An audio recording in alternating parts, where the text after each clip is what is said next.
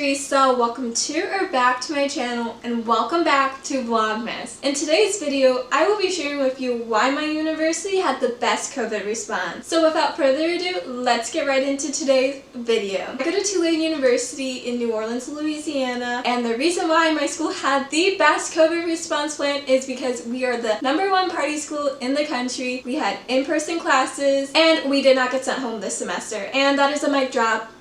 And that is the end of this video. I hope you enjoyed. Okay, but for real though, I do believe my university did have a pretty good COVID response plan, and not sending us home or even putting us in lockdown is a big factor into why we did have one of the best COVID response plans. I took some notes this semester about Tulane and their COVID response, so if I look at my phone, that's why. But for realsies, here we go. Like all other schools in March, we got sent home. For me, it was last minute because I was planning on going home for the weekend because I went home a lot. As I was packing, I got a notification that Loyola University of New Orleans shut down for the semester. And I'm like, OMG, like, Tulane hasn't said anything. Like, LOL, Tulane, take notes. Probably like 30 minutes later, my phone started blowing up. People were like celebrating, and we got sent home.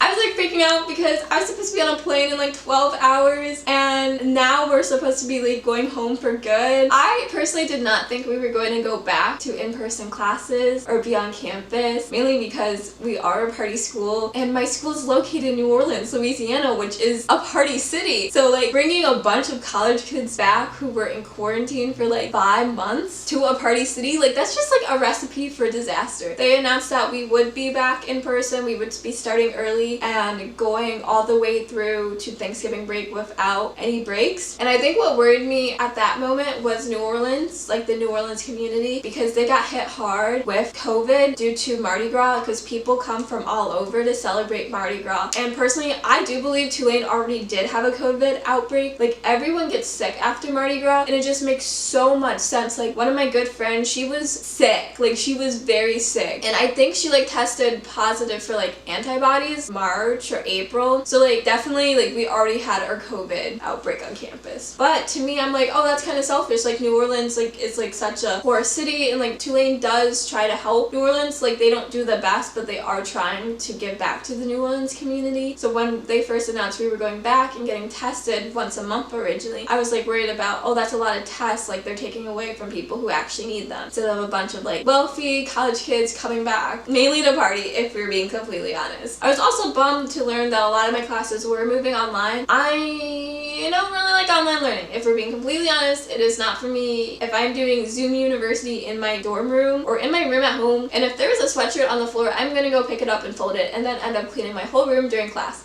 So, do I learn anything in online classes? No, I don't. So a lot of my classes were getting moved online, so I was a little hesitant whether or not to return to on campus. And I'm really glad I did, because I really benefited from the in-person classes. So moving on to Tulane's commitment. They did have a commitment to the students, faculty, like the parents, like the whole Tulane community. First, they had this COVID dashboard. I will put it on the screen. Basically, they recorded all the tests, the positivity rate, the amount of positive tests they found in the day. They put it on a dashboard. That way, so everyone knew how many people were actually testing positive and whether or not the quarantine or isolation spaces were getting full. Next, holding students accountable. This started this summer. So around the 4th of July, there were a lot of parties going on in the New Orleans area by Tulane students. Most juniors and seniors live off campus, so it didn't make sense for them to go home if they are paying rent, which like I completely understand. Now, everyone knows it is not smart to throw a house party in the middle of a pandemic, especially in a city where the community is high risk. These pictures surfaced all over social media, and our dean of students, she put an end to it. She sent out an email talking about, don't host gatherings more than 15 people, wear your mask if you post them, we're gonna investigate, and you will face like suspension or expulsion. And I will put the article on the screen, because she also made national news. She called us out. But that's what I'm talking about. They had a commitment to holding their students accountable. Now this goes throughout the semester. Labor Day weekend, why they gave us Labor Day off and not Yom Kippur or Rosh Hashanah, you know, that's for another video. But they gave us Labor Day off, which was just a bad idea. People threw parties. And what happened that week? Our COVID cases went up, and then we got moved to like the orange zone. Tulane had 4 zones. It was green, yellow, orange, and red. We never made it to red. I don't think we were ever in green. We've only been in orange and yellow. They also did have pretty good communication, especially when it came to contact tracing. I will admit, something with communication, which I hope they improve for next semester, is communication with residents. I found out from my mother that 2 dorms were on quote-unquote lockdown. I wasn't even aware that the COVID cases spiked in these 2 dorms. It made sense because the 2 dorms that there were a lot of COVID cases after Halloween, Monroe and Sharp.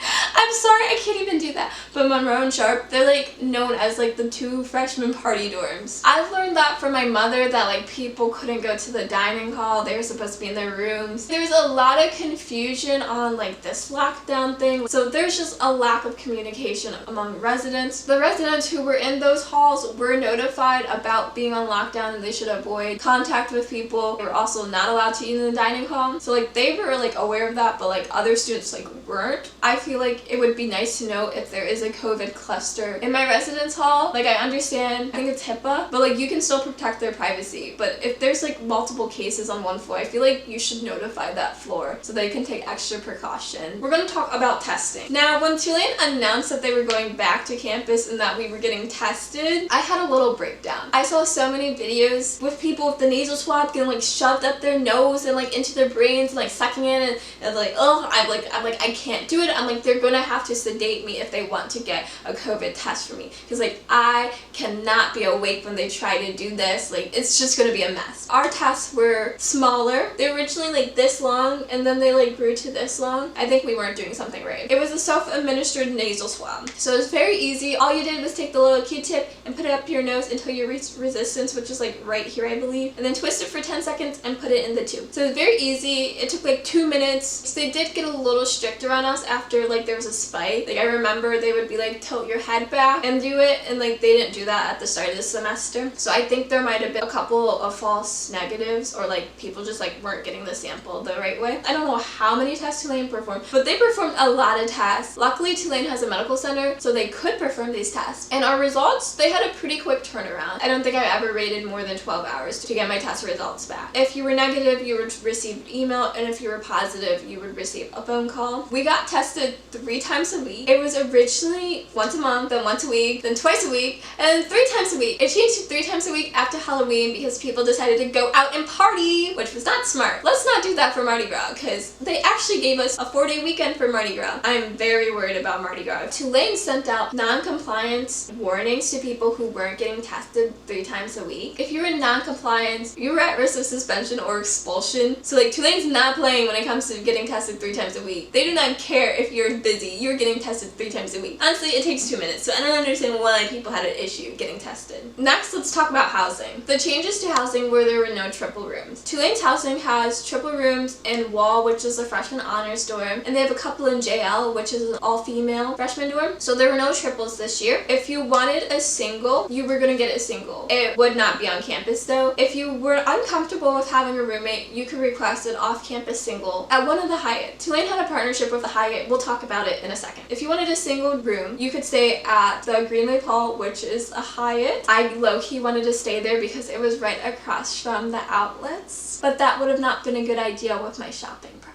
You got a whole hotel room to yourself. You either got 2 double beds or a king-size bed. You had all the amenities, and you had your own bathroom. So you were paying for an on-campus single private bath price. There were shuttles to and from campus. At the beginning of the semester, there were issues with the shuttles being on time or coming at all, but they've gotten better throughout the semester. It wasn't near campus. It was probably like a 20-minute drive. Maybe I'm exaggerating. 15-20-minute drive to campus. The people I know who stayed at the Hyatt got close to the people on their floor because there weren't many of them. So we have an on-campus infirmary in Patterson Hall, which is like my dream residence hall. Like I really wanted to live there. It's like the smallest dorm on campus, so they turned it into our infirmary. So there's like nurses there, and if you're positive, you can either stay there or you have to stay off campus, like at an Airbnb. I'll talk about the bathrooms for a second. Pre-COVID, the communal bathrooms were cleaned once a day. My private bathroom would only be cleaned once a year, and that was during winter break. So this year, the residence halls with communal bathrooms were cleaned twice a day, and those residence halls who had shared communal bathrooms were cleaned once a week. We had a visitor's policy for housing. You weren't allowed to visit anyone in other dorms. You can only visit people in your dorm. Each person can have one guest. So that means I could only have one guest in my room, and they had to be from my building. Since cases weren't going up, we were allowed to go visit people in other residence halls. But then after Halloween, because people decided to go party, we lost that privilege. So I have a feeling that privilege will not be given back to us. We're gonna talk about the Hyatt. Tulane had a partnership with the Hyatt. They used the Hyatt as an arrival center. So once you came to New Orleans, you had to stay at the Hyatt, the arrival center, for 2 days. You would come in, you would get tested, and then there was like an orientation for students and their families while you waited for your test result. Once you got your negative test result, you got on a shuttle to campus to move in. So that's what they're doing in the spring again. This time you only have to stay at the Hyatt for 1 night because we have a quick turnaround on our testing. They left 48 hours for the turnaround in the fall, but now they're just leaving like 24 hours for the turnaround. They also used the arrival center for quarantine cases through contact tracing. If you were contact traced, you could stay at the Hyatt. It looked very nice. They had room service food. They had Starbucks for breakfast. As I said earlier, at a different Hyatt, they had single dorm rooms for students who wanted them. Since we had a little spike after Halloween, they added another hotel called the Jung Hotel. If you tested positive, you would go to Patterson or Jung Hotel. Let's talk about campus. Tulane had temporary classrooms and dining facilities built. These were cold. I had class in a temporary classroom. It was freezing. It was not a refrigerator. It was a freezer. It was cold. It was loud. The AC was very loud. You could not hear the professor. They did this for social distancing. When it rained, sometimes the rain would come into the classroom. And if it was windy too, you could hear it like through the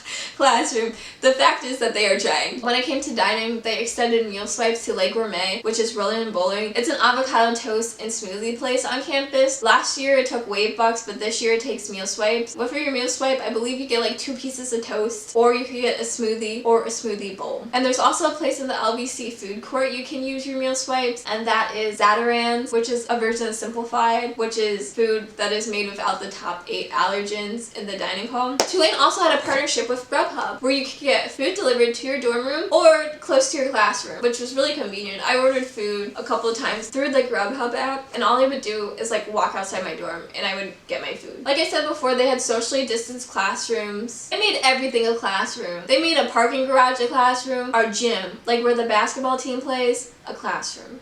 They made everything a classroom. In the rooms, they had wipes and towels to wipe down your desk before use. I personally use this because I don't know who sat in this desk before me, but most students didn't use these, but they were there if you wanted to use them. The teachers were supposed to stay behind this little plexiglass thing. A lot of my professors walked around and talked, which is fine, but they were supposed to stay behind the plexiglass. So we had our fitness center, Riley Center, our gym was open. I actually went to a couple of classes there. I went to yoga, cycling, Vixen, which is a female empowerment dance class. Vixen used to take 60 people. Vixen now only takes 14. You have this huge square. It's like 9 by 9 probably. You can't leave the square, but you're like dancing in the square. It's a lot of fun. Very socially distanced. You have to wear your mask. You had to make reservations for the gym. I believe the sessions were like 40 or 50 minutes. You could like register to go to the weight room. I think that was like 10 people because the weight room was always full. You could sign up for a cardio machine or like to use the indoor track or the basketball court. Let's talk classes now. So there was a remote learning option.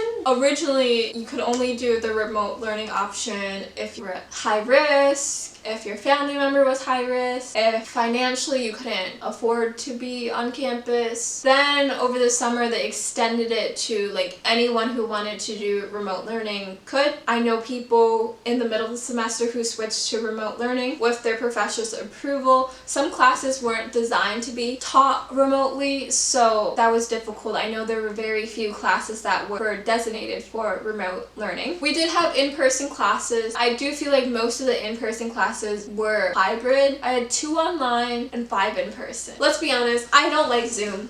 I'm so tired of Zoom. Tulane made a Zoom policy. Basically, you were only allowed to use Zoom if you are sick, in quarantine, or you are approved for remote learning. Tulane didn't like the idea of people using remote learning to come to New Orleans, essentially to party, but not go to class. That's what happened a lot this semester. I feel like when they came out with the Zoom policy, a lot of students expressed their dislike in that in our end of semester survey. So now, next semester, most of the classes are via Zoom or online, which I'm mad about. Let's talk about Halloween. Halloween was unacceptable. Basically what happened was, let's take a look at the COVID dashboard for Halloween. As you can see, people decided to party during Halloween. Like, you know what I did on Halloween? I'm pretty sure I baked cookies and watched Twitches in my room. Okay, but that just could show you that I don't have a social life. But the point is, I did not go out and party and put myself or other people at risk. I don't want to call any certain class out, but there was problems in the freshman dorms. And I understand the freshmen missed half of their senior year. They missed prom, graduation, like senior trips and stuff. And this is the first time they are away from home. Now, they are making mistakes. They generally want to make friends, want to feel a part of the Tulane community. The things that they fell in love with at Tulane, most of them were pre-COVID. When I was talking to my Tide students, I didn't really frequently remind them that they were very lucky to be on campus, because when I talked about like, oh, what are your friends from home doing? Online school. You're in New Orleans, like one of the greatest cities in the country. You're in in-person classes. You're having a freshman year college experience. You don't need to go party. You can like go try new foods, go to museum. You don't need to party. You don't have to do that. The only concerns I have for next semester are Mardi Gras. We have a 4-day weekend for Mardi Gras. Even though New Orleans canceled all of the parades, the surrounding areas have not canceled their parades yet. Most people on Mardi Gras don't actually go to the parades. Most people use Mardi Gras weekend as 5 days to just straight party. Mardi Gras is so much fun. It is 5 days of partying. Parades and partying and more parades and partying. It is a lot of fun. As I said, most people don't go to the parades. Most end up partying. So it really doesn't matter if New Orleans canceled the parades, because that's not where most of the Tulane students were. Most of them were at frat houses or house parties or in the French Quarter partying. They just announced this: no visitors will be allowed in student residence from off-campus or other residence halls during the first few weeks of the semester. The change to spring testing was students will be tested every other day for the first few weeks of the semester. During the first few weeks of the semester, there was a surge in cases, which makes sense because if students are exposed on an airplane, it's not going to show up the day that they're exposed. It might show up within that 14-day period. That's pretty much how Tulane responded to COVID and how we were able to be successful in having an on-campus semester without getting sent home or even going into lockdown. I'm so grateful I had the opportunity to go back to in-person classes, be in New Orleans, and see my friends. I wouldn't change anything about that. I'm very lucky my university was able to pull this off. And I'm excited to see what spring semester has in store. That is it for today's video. Thank you guys so much for watching this video. If you like this video, feel free to give it a huge thumbs up and leave a comment and subscribe down below. Thank you guys so much again for watching this video. I hope you all have an amazing day. Remember to stay safe and wear a mask.